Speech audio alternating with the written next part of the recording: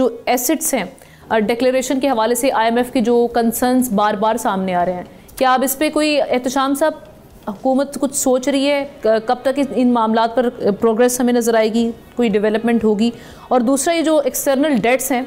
इसकी वजह आप क्या समझ रहे हैं कि दिन ब दिन इनमें इजाफा होता चला जा रहा है और तशवीशनाक हद तक इजाफा हो गया, और साथ ही साथ इसके असरात लॉन्ग टर्म क्या हो सकते हैं अगर हम इस विशेष साइकिल से नहीं निकलते? तो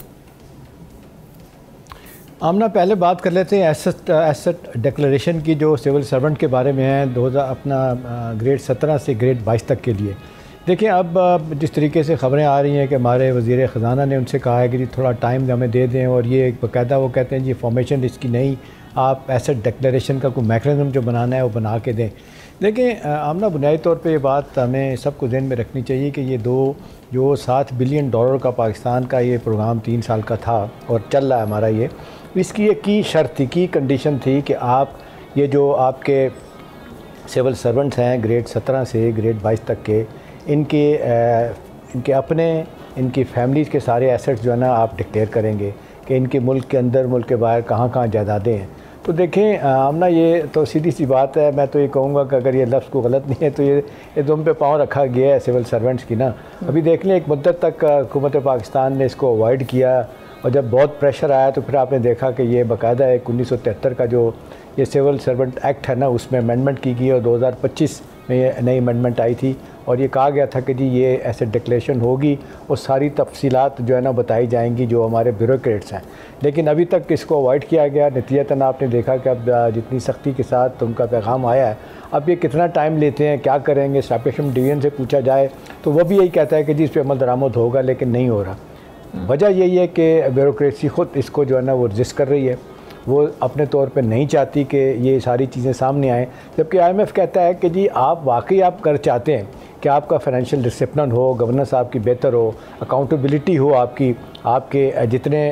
सेगमेंट ऑफ सोसाइटी, ख़ास तौर पे आपके गवर्नमेंट मुलाजमीन की, जिनके बारे में मुय्यना तौर पे कहा जाता है कि वो पैसा बनाते हैं, करप्ट प्रैक्टिसेस में इन्वॉल्व होते हैं, मिस अप्रोप्रिएशन होती है, मिसकंडक्ट होता है बहुत से हवालों से और उनके पैसे बाहर जाते हैं। तो देखें हम ना, अब आप देखते हैं एक अच्छी खासी बड़ी तादाद है वो जो हमारे सिविल सर्वेंट हैं जो सीनियर हैं, वो ड्यूल नेशनल्स हैं। वो उनके बच्चे भी कभी आते हैं कभी जाते हैं, उनकी शरीयतें वहाँ की हैं, और जाहिर सी बात है वो पैसा भी बाहर ट्रांसफ़र करते हैं। बहुत से हवालों से कभी कभी डिटेल्स भी आ जाती हैं कि फ़लाँ आदमी का इतना पैसा बाहर है। तो इस पर तो मेरा ख्याल है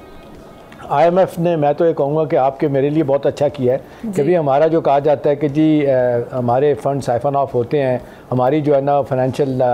करप्ट प्रैक्टिसेस जो है ना वो जो हमारी ब्यूरोक्रेसी में होती हैं उनको सामने नहीं आने दिया जाता। तो अब मेरा ख्याल है जिस तरह से आईएमएफ ने फ़ैसला किया तो अब हुकूमत को इसका जवाब देना पड़ेगा, और फिर बाकायदा तौर पर आमना इसको एफबीआर के थ्रू ये पब्लिक डिस्क्लोजर होगा। और ये कहा गया है कि पब्लिक डिस्क्लोजर करेंगे आप इन सारे सिविल सर्वेंट्स का, उनकी फैमिलीज़ का, उनके बच्चों का, कहाँ का पैसा रखा गया, कहाँ का उनकी जायदादें हैं, ताकि दुनिया को पता चले और पाकिस्तानियों को पता चले। देखिए ना, एक सवाल आमना धीरे धीरे से जो अंदर से बातें आती हैं ना, वो आपके इंटरनेशनल फाइनेंशियल इंस्टीट्यूशन, ठीक है वो कर्ज़ा देते हैं, सब कुछ करते हैं, लेकिन कर्ज़ा भी उनको वापस भी मिल जाता है और इंटरेस्ट रेट के साथ मिलता है। आलम तो आज ये है कि हमारी इंटरेस्ट पेमेंट इतनी ज़्यादा है कि आप तसव्वुर नहीं कर सकते। लेकिन साथ साथ वो ये भी कहते हैं कि जी आप ये जो पैसा लेते हैं, ये जो कर्ज़े लेते हैं, इनका इस्तेमाल क्या करते हैं। आमतौर पे यही कहा जाता है पाकिस्तान के बारे में, ये कंजम्पशन लेट ग्रोथ है हमारे मुल्क में। सही मानों में जो कहते हैं ना, कर्ज़ा लेना बुरी बात नहीं है, कर्ज़े लेके अगर आप उसको इन्वेस्ट करें, आप नई नई इंडस्ट्री लगाएं,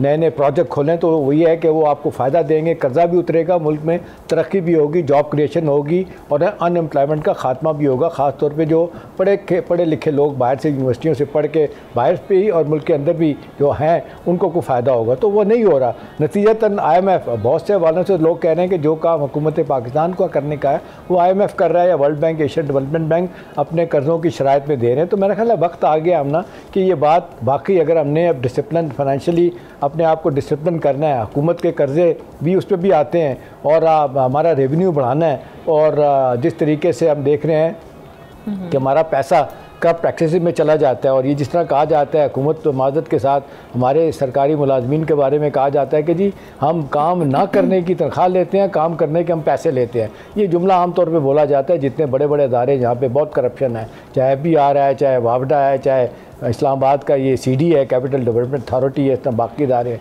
जितनी स्टेट कॉरपोरेशन है इसी वजह से तबाह हुई हैं। 900 रुपये का सालाना उनकी हेमरेजिंग हो रही है, ब्लीडिंग हो रही है, इसलिए कि काम कोई नहीं है, हुकूमत से पैसे लिए चले जाते हैं, तनख्वाहें लेते हैं, मामलात ख़राब होते हैं। अगली बात जो डेट की बात कर रहे हैं आमना, देखें ये तकरीबन 13 से 15% कहते हैं पिछले साल के मुकाबले में हमारे कर्ज़े बढ़े हैं, और टोटल डेट एंड लाइबिलिटीज़ आप देख लें जिस तरीके से 92 ट्रिलियन डॉलर की हो चुकी हैं। 135 बिलियन डॉलर का तो हमारा बाहर का कर्जा है, ये टोटल मिला के सब कुछ है। हर साल इतनी तेज़ी के साथ बढ़ रहा है, पिछले साल के मुकाबले में 13% से 15% ज़्यादा कर्जे लेना, ये मेरा ख्याल है ये जिसको कहते हैं ये परेशान करने वाली बात है। अब मसला ये है कि किस तरह कर्ज़ों से बचा जाए। लेकिन अब लेटेस्ट फिगर भी आ गया है कि जिस तरीके से हमारी तकरीबन ये इसका फिगर था क्या कहते हैं, अल्लाह भला करे, आपका जो बजट डेफिसिट का वो कहा जा रहा है कि जी तकरीबन ये 7 से 8 ट्रिलियन रुपीस का हो चुका है, और सालाना बुनियादों में तेज़ी के साथ बढ़ रहा है। हमारे जो कहते हैं नई रिसोर्स मोबिलाइजेशन नहीं है, हमारा टैक्स बेस नहीं बढ़ रहा। सब्सक्राइब करें और बेल दबाएं ताकि कोई खबर रह न जाए।